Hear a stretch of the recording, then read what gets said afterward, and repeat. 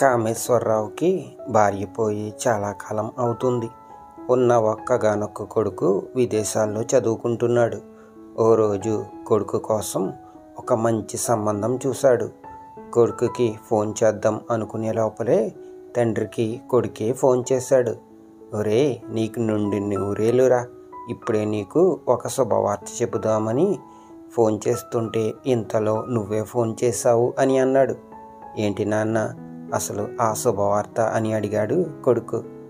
నీకు ఒక మంచి అందమైన అమ్మాయిని చూశానురా, నువ్వు ఇండియాకి రాగానే నీకు పెళ్లి చేసేద్దాం అని అనుకుంటున్నాను అని అన్నాడు. నాన్న, నా పెళ్లి గురించి మీకు చెబుదామని ఫోన్ చేశాను.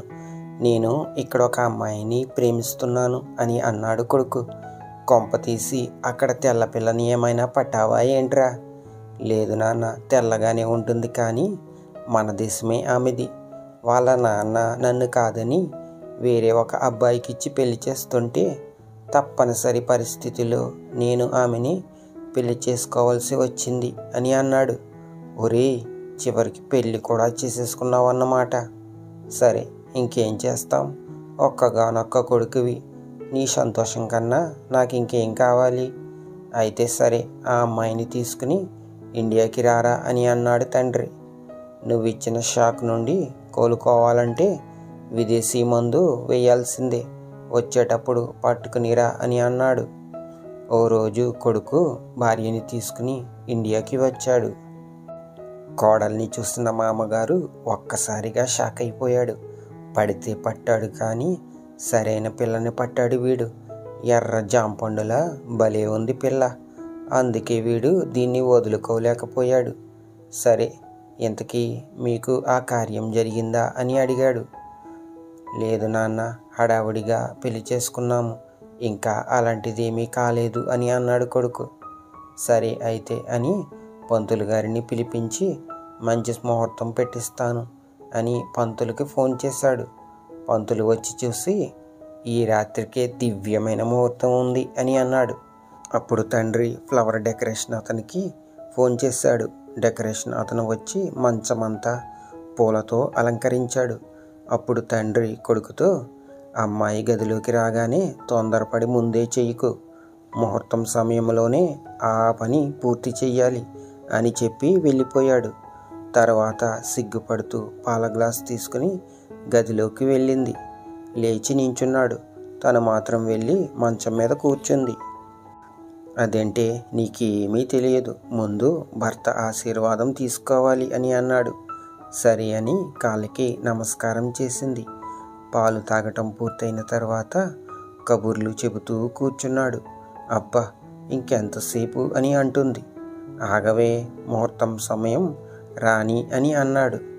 తండ్రేమో తలుపు దగ్గరికి వచ్చి అన్నీ వింటున్నాడు. ముహూర్తం సమయానికి ముందు కోడలి మూలుగులు వినిపిస్తున్నాయి. పంతులు పెట్టిన సమయం రాగానే కోడలి నోటి వెంట పెద్ద అరుపు వినిపించింది. అమ్మయ్య, మొత్తం మీద సాధించాడు వీడు, వీడికి అన్నీ నా బుద్ధులే వచ్చాయి అని అనుకుని అక్కడ నుండి వెళ్ళిపోయాడు తండ్రి. మరుసటి రోజు ఉదయం 12 అయినా కూడా ఇంకా తలుపు తెరవలేదు. అప్పుడు తండ్రి వెళ్ళి తలుపు కొట్టాడు. నిద్రమత్తులో ఆవలిస్తూ చెదిరిన జుట్టు, చెదిరిన బొట్టుతో ఉన్న కోడలు వచ్చి తలుపు తీసింది. మామగారిని చూసి ఒక్కసారిగా నిద్రమత్తు వదిలిపోయింది. తన బట్టలు ఎలాగున్నాయో అని సర్దుకుంటుంది. ఒరే, మధ్యాహ్నం 12 అవుతుందిరా, లేరా అని అన్నాడు. అబ్బా, రాత్రంతా నిద్ర లేదు నాన్న, ఉండు నాన్న, కాసేపు పడుకుంటాను అని అన్నాడు కొడుకు. ఆ మాట విని కోడలు సిగ్గుపడుతూ అక్కడి నుండి వెళ్ళిపోయింది.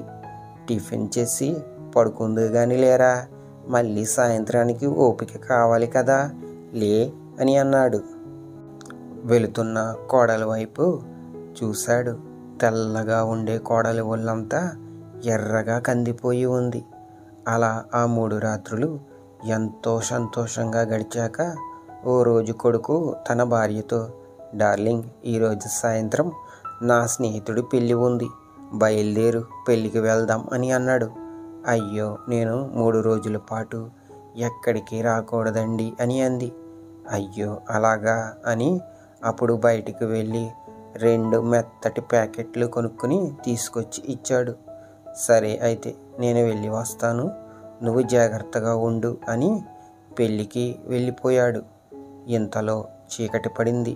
బయటేమో బాగా వర్షం పడుతుంది. మామగారేమో కొడుకు ఫారిన్ నుంచి తీసుకొచ్చిన సరుకు బయటికి తీశాడు. 2 పెగ్గులు వేశాడు. ఇంతలో కోడలు స్లీవ్లెస్ టీషర్ట్ వేసుకుని వచ్చింది. అంతే, ఆమెను అలా చూసిన మామగారికి మత్తిపోయింది. రా కోడలి పిల్ల, సమయానికి వచ్చావు, రా కంపెనీ ఇవ్వు అని అన్నాడు. నాకు అలవాటు లేదు మావయ్య, మీరు తాగుతూ ఉండండి అని నేను వెళ్ళి ఆమ్లెట్ వేసుకుని వస్తాను అని అంది. ఆమె వెనకాలే కిచెన్లోకి వెళ్ళాడు. ఆమె డ్రెస్ వెనకాల 2 బొందులు తప్ప ఇంకేమీ లేదు.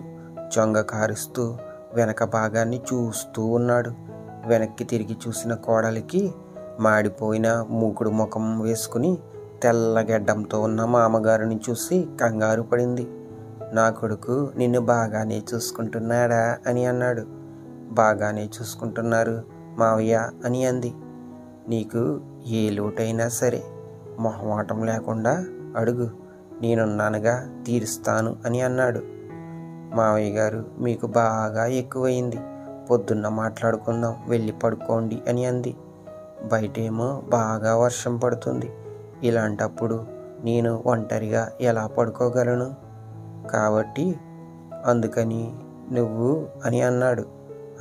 అందుకని ఏం చేయమంటారు అని అంది కోడలు. ఇంతకన్నా వివరంగా ఏం చెబుతాను? వాడెలాగో లేడు కదా, నా ఆకలి తీర్చు, నీ దాహం తీర్చుకో అని అన్నాడు. భయంతో వెళ్ళిపోతున్న కోడలి చెయ్యి పట్టుకున్నాడు. విడిపించుకుని పరిగెత్తుకుంటూ వెళ్ళిపోతున్న కోడలి వెనకాలే జింక వెనకాల పులిలా పరిగెత్తుకుంటూ వెళ్ళాడు. ఆమె గదిలోకి వెళ్ళిపోయాడు. మద్యం మత్తులో తనను ఆక్రమించి బలవంతం చేయబోతున్నాడు. అప్పుడు విడిపించుకుని పరిగెత్తుకుంటూ పక్క గదిలోకి వెళ్ళి తలుపు గడిపెట్టుకుంది. మామగారికి మద్యం మత్తు ఎక్కువ అవటంతో అక్కడే నిద్రపోయాడు. మరుసటి రోజు ఉదయం భర్త వచ్చేదాకా తలుపు తీయకుండా ఆ గదిలోనే ఏడుస్తూ ఉండిపోయింది. భర్త వచ్చి తలుపు కొట్టగానే తలుపు తీసి భర్తను గట్టిగా కౌగిలించుకుని ఏడ్చేసింది. ఎందుకే అంతలా ఏడుస్తున్నావు? ఒక్క రాత్రికి అంత బెంగ పెట్టుకున్నావా అని అన్నాడు. అప్పుడు జరిగిన విషయం చెప్తే ఎక్కడ తన భర్త బాధపడతాడో అని చెప్పకుండా ఉండిపోయింది. మద్యం మత్తు దిగిన మామగారు కొడుకు ఇంట్లో లేని సమయంలో కోడలి దగ్గరికి వెళ్ళి, రాత్రి మద్యం మత్తులో కన్ను మిన్ను ఆనకుండా ప్రవర్తించాను, క్షమించమ్మా అని చెప్పి ఇంటికి వచ్చిన కొడుకుతో, నేను ఊరి చివర ఉన్న గెస్ట్ హౌస్కి వెళ్ళిపోతున్నాను బాబు, మీరిద్దరూ ఇక్కడ క్షేమంగా ఉండండి అని చెప్పి గెస్ట్ హౌస్కి వెళ్ళిపోయాడు తండ్రి. ఆ రోజు నుండి కొడుకు కోడలు ఆనందంగా గడుపుతున్నారు.